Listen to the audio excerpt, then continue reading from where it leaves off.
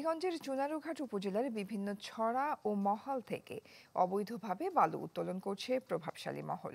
এতে হুমকির মুখে পরিবেশ, ভেঙে যাচ্ছে রাস্তাঘাট। প্রশাসনের নাকের ডগায় এমন কর্মকাণ্ডে ক্ষুব্ধ স্থানীয়রা।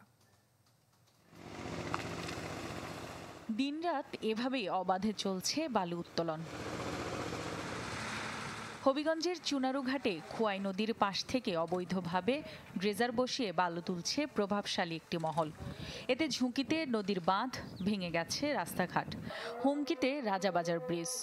এ বিষয়ে প্রশাসনকে বারবার জানিয়েও কোনো সুরাহা না মেলায় ক্ষুব্ধ এলাকাবাসী।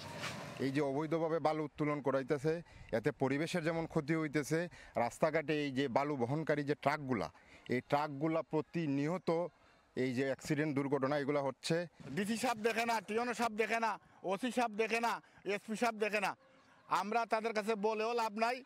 আমরা কিছু সংখ্যক মানুষ যারা ভুক্তভোগী, এখন আর কেউ প্রতিবাদও করে না।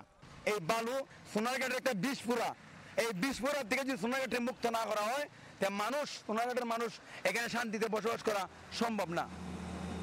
উপজেলা নির্বাহী কর্মকর্তা জানান, অভিযান চলমান রয়েছে এবং বিভিন্ন সময় জরিমানাও করা হয়েছে।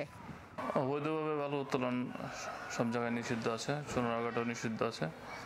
আমরা তথ্য পাওয়ার সাথে সাথে আমরা অভিযান পরিচালনা করি। কিন্তু তথ্য না পাওয়া সত্ত্বেও যখন আমরা পার্সোনালি সোমোটো আমরা বিভিন্ন জায়গায় পরিদর্শন করতে যাই। বড় কোনো দুর্ঘটনার আগে দ্রুত সমস্যা সমাধানের দাবি এলাকাবাসীর। Desk report, channel 24। Breakfast, tiffin কিংবা স্ন্যাক টাইমে মজাদার আয়োজন মানে অল টাইম ব্রেড।